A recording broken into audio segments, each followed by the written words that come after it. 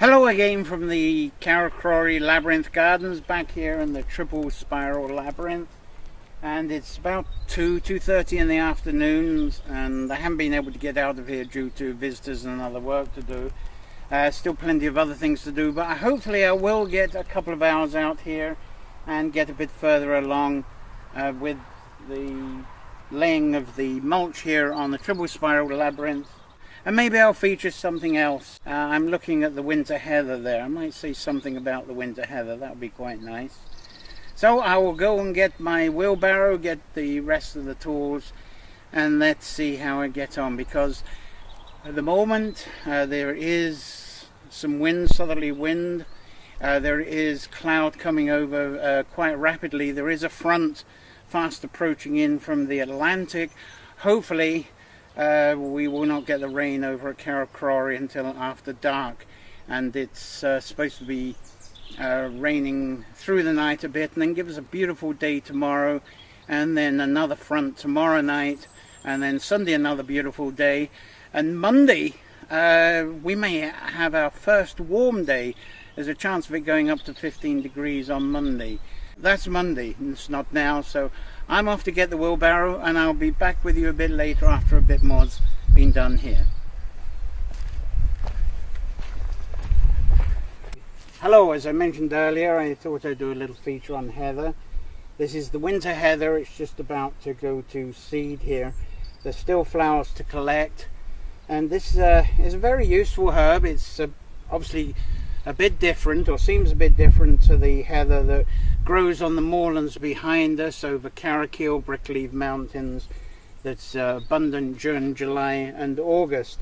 But it has very similar properties, and is very, very useful for many things. I actually love the tea that this makes, so I'm going to collect some to make some the sweet tea that it makes. The main property of this is it draws the uric acid from our body. It loves acid soil, and that's what we got a fair bit of here. Blueberries grow fantastic here for one.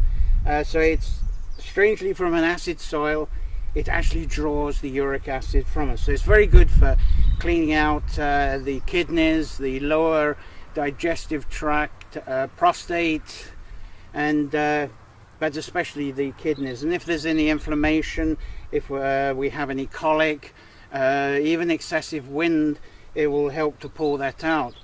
And it also would help dieters in a way, because of a lot of people are overweight, and I think this is me included, because there tends to be a collecting up of uric acid, and you've got to actually move that away. And a lot of dietitians will tell you that you've got to drink at least 8 pints of water in a day. If you actually make a tea out of these lovely sweet heather flowers, that's as good as 2 tumblers of water. So it's good to actually combine the two. Obviously you can't replace all of your water with this. My father used to claim this was really good for his rheumatism, and some herbalists will actually say that it's great to actually put this into a bath, and it'll relieve you if you've got rheumatism, or if you've got that foot problem, chilblains, which can be very painful. But he always claimed that the drinking the heather tea gave him a lot of relief to his rheumatism. So what else can I say about heather? I don't see any bumblebees, but the bumblebees obviously enjoy this when they can get to it.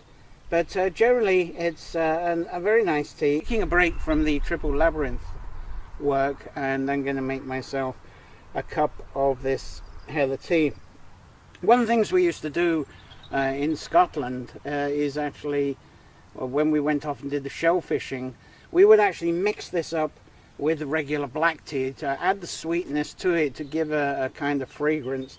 And with there we would make up a fire using the actual heather plants themselves, and we would have the metal billy cans, and we'd actually put that right in the middle of the fire and set the fire alight. It burned the whole billy can with the tea inside, and that's what we drink after the break, this hot tea with the shell fishing. And in Scotland the heather is very important for unity, so weddings, and for bringing about unity with people. When you throw the bouquet in Scotland, by tradition, it should be full of heather, dry or fresh. So I'm going to take this fresh heather that I got plenty while I'm talking to you, and make a cup of tea, because it's suddenly drizzling a bit, so I'm going to take a wee break before I get back to the... Here I am with my swanky vintage Japanese teapot and equally swanky Japanese thin china cup. And so I'll turn this round, because I do lift this up with the right hand, and swankily pour this gorgeous looking nectar. And there we have a delight of heather tea from the tree labyrinth. It has a lovely taste. It's, to me, a little similar to the hawthorn flower, but sweeter, lighter, very pleasant. I can't see how anybody would dislike this. If you like jasmine tea, this is something you would definitely like, and it's even easier to drink. It's a lovely summer drink, really. And to give you a close-up shot of this glorious heather nectar. I was talking about the coltsfoot yesterday, and some people actually mix coltsfoot in with the heather tea to help get rid of the phlegm. Apparently the combination is great, and it also makes the bitter coltsfoot tea a lot easier to drink. But of course you can still add a bit of raw honey, or some people like to make it more tart with a bit of lemon or lime to add the flavour, or the lemon, lime and honey. But make sure the lemon and lime are the organic and they're not waxed. So I'm going to drink this up, and I think the drizzle's gone, and it'll be back out to the triple labyrinth. So sláinte.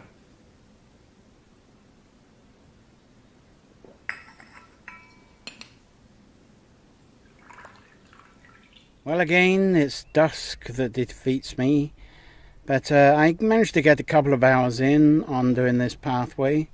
Made quite a fair bit of progress. Hopefully I'll get to finish this section. Well, I'm not quite sure actually. I'm going to be very busy tomorrow, Saturday, and Sunday is Bards in the Woods at Glenfarne. Monday I have a succession of visitors. I'm not sure if I'll be able to hand them gardening tools. So I think this is going to be finished off on Tuesday, and the weather forecast is still pretty good for then, so we'll be in fine time.